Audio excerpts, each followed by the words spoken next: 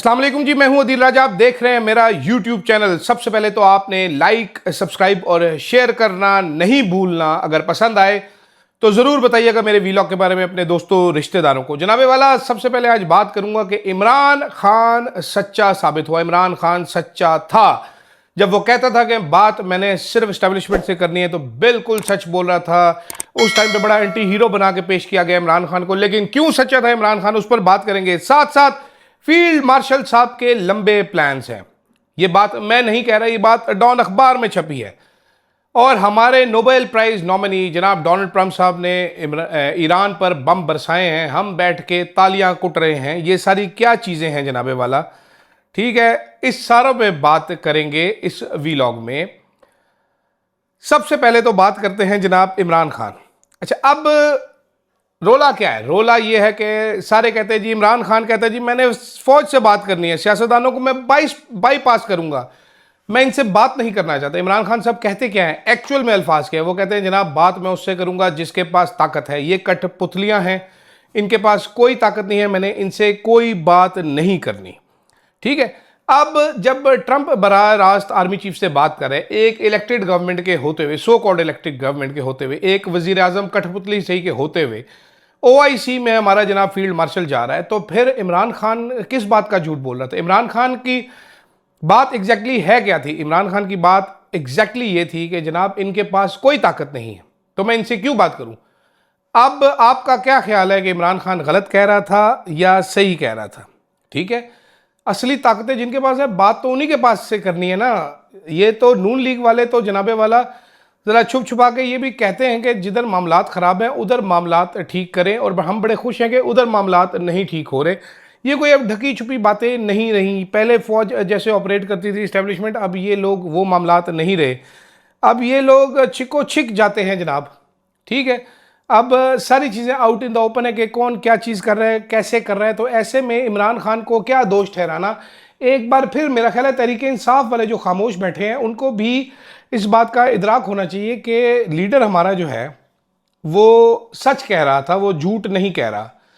साथ साथ जनाबे वाला, अब एक साहब ने एक ट्वीट किया हुआ था बड़ा इंटरेस्टिंग, मैं वो भी बताना चाहता हूँ कि हम ये तालियां कुट रहे हैं बैठकर। उसने कहा था जी, ट्रंप के मोदी से टेलीफोन कॉल के बाद आपने नोट किया ट्रंप कश्मीर वाले इशू पे बात नहीं कर रहा, वो सिर्फ क्रेडिट ले रहा है सालसी का।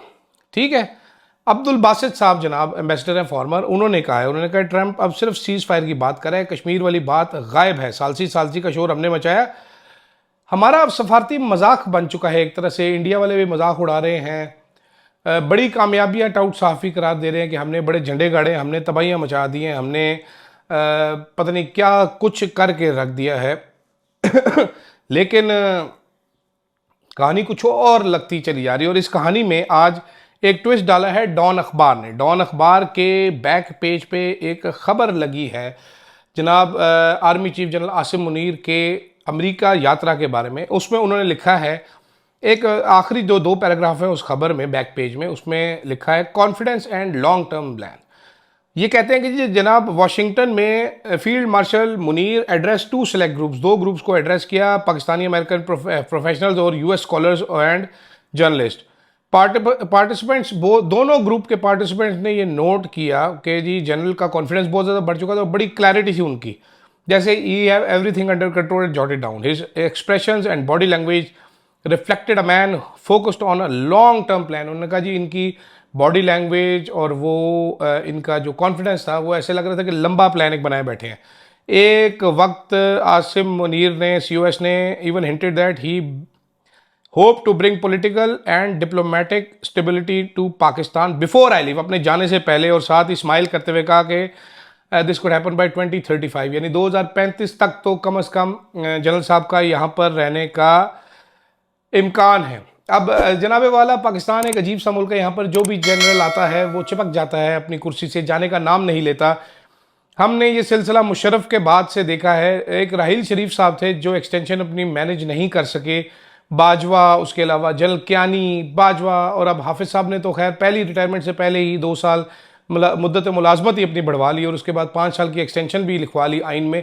तो ये 10 साल 2025 से 2035 या 2023 से बनते हैं खैर, लेकिन चलें खैर, वो 2 साल ऊपर भी ले लेंगे तो हम क्या बिगाड़ सकते हैं बेचारे, हम क्या कह सकते हैं, हमें क्या ही कहना चाहिए, हमारा तो कुछ कहना बनता ही नहीं है। तो लंबे प्लान्स नज़र आ रहे हैं, मालूम नहीं कि इन प्लान्स में शहबाज शरीफ कहाँ फॉल इन करते हैं, क्योंकि शहबाज शरीफ अब एक मजाक बन के रह गए। हमने जनाब डोनाल्ड ट्रंप को नॉमिनेट किया नोबेल पीस प्राइज़ के लिए 20 तारीख को, 21 तारीख को उसने ईरान पर हमला कर दिया, हमारे हाथ में पकड़ा दिया छनकना। मैंने एक सहाफ़ी को देख रहा था, उन्होंने ट्वीट किया हुआ था कि जनाब शहबाज शरीफ साहब ने बड़ा डेंजरस गैम्बल किया था ट्रंप को नॉमिनेट करके नोबेल पीस प्राइज़ के लिए, अब देखना ही है। सवाल मेरा उन साहब से ये है, भाई साहब मेरे बड़े अच्छे दोस्त हैं, कि जनाब वाला क्या आपको इल्म है कि इनको नॉमिनेट शहबाज शरीफ ने किया था? क्या आप सर्टेनिटी से कह सकते हैं, या फार्मूला वही है कि देखिए ये चीफ एग्जीक्यूटिव जो है वो तो प्राइम मिनिस्टर है तो उसी ने नॉमिनेट किया होगा ना, उसकी मर्जी से हुआ होगा? सच बोलना चाहिए, अगर सच नहीं बोल सकते तो कम से कम झूठ ना बोले। मैं कई चीज़ों पे पूरी बात नहीं बोल सकता, लेकिन मैं झूठ नहीं बोलता। फिर मैं बोल देता हूँ कि रियासत पाकिस्तान ने नॉमिनेट किया था, तो लोग समझ जाते हैं। तो आप शहबाज शरीफ को बेचारे को तो पता भी नहीं होगा कि नॉमिनेट हो गया है वो, उसको रात को उठा के किसी ने कहा होगा ये ट्वीट करवा दो यार, तो बल्कि वो भी खुद ही हो गई होगी, उसको सुबह बता दिया होगा सर हमने नॉमिनेट कर दिया। उन्होंने कहा अच्छा किन्ने क्या, उन्होंने कहा अच्छा हाँ ठीक है वो सही कह रहे थे।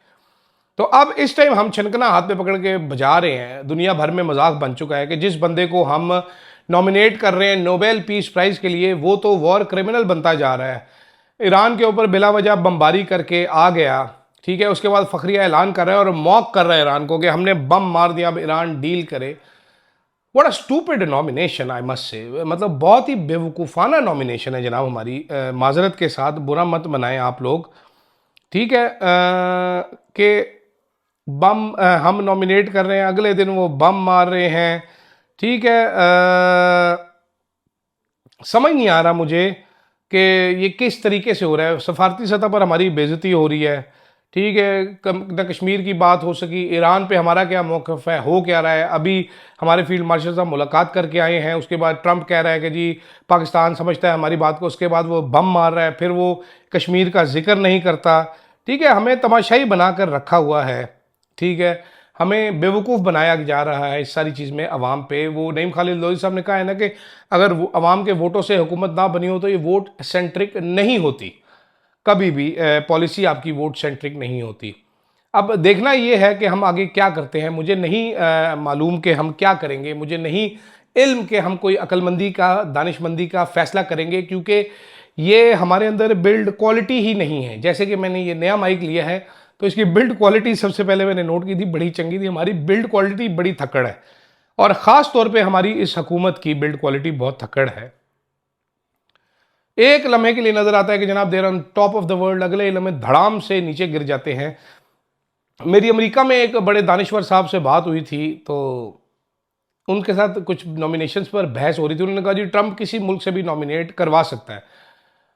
मैंने बोला कि सर इस टाइम जो हालात हैं दुनिया के, जिस किस्म की एग्रेशन होने जा रही है, जिस किस्म की बेवकूफ़ियाँ ट्रंप साहब करेंगे, और ये बात आप नोट रखिए, ट्रंप की ये सेकंड टर्म और फाइनल टर्म है, इसके बाद ट्रंप ने दोबारा अमेरिका का सदर नहीं बनना।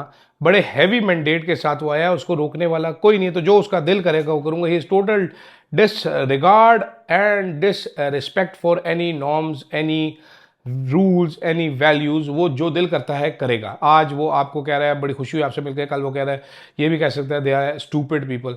उसका कोई पता नहीं, जैसा उसका स्टाइल है वो कुछ भी बोल सकता है। तो हम किधर खड़े हैं? DGISPR साहब का भी एक कोई पैगाम चल रहा था कि जनाब तमाम पाकिस्तानी मुतहद रहे। मुतहद करने के लिए, मुतहद करने की कुंजी जो है वो जेल में है। जब उस कुंजी को आप ले आएंगे तो सारे मुतहद भी हो जाएंगे, मेरा ये ख्याल है, मेरा ये मानना है। तो आगे देखते हैं जनाब, अगले हफ्ते हम कितनी बेवकूफ़ियाँ करते हैं, अगले हफ्ते हम कितनी मजीद बोंगियाँ मारते हैं। फिलहाल तो ये हजम करने की कोशिश करते हैं कि ट्रंप ने ईरान पर अटैक कर दिया है और हम बैठ के झुनझुने बजा रहे हैं कि हमारा नोबेल प्राइज़ नॉमिनी एक और दफ़ा नॉमिनेट कर दें जी हमला करने के लिए भी। क्या कह सकते हैं? फीडबैक ज़रूर दीजिएगा, सब्सक्राइब ज़रूर दीजिएगा। फिलहाल के लिए इतना ही। अल्लाह हाफ़िज़।